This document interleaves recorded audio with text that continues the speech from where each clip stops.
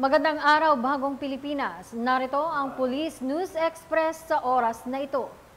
Patuloy ang paghahanda ng mga kapulisan sa rehiyon ng Cordillera at nananatiling nakaalerto sa dalang hagupit ng Bagyong Christine.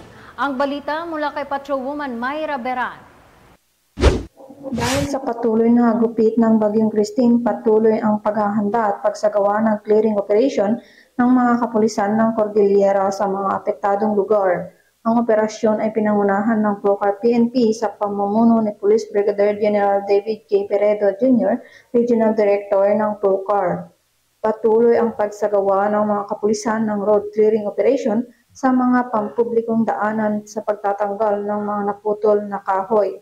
Gayon din ang paghahanda at pag-inspeksyon sa mga karamitan na gagamitin sa rescue and operation, pagsubaybay sa level ng tubig at landslide-prone areas. Ito ay patunay na ang pambansang pulisya ay handang tumulong sa kahit anong sitwasyon para sa kaligtasan at seguridad ng mga mamamayan sa panahon ng sakuna. Dahil sa Bagong Pilipinas, ang gusto ng pulis, ligtas ka.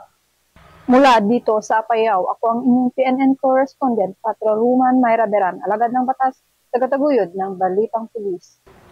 Maraming salamat, Patrolwoman Beran. At para sa iba pang updates at kalagayan ng panahon, laging tumutok sa Police News Network, alagad ng batas, tagataguyod ng Balitang Pulis.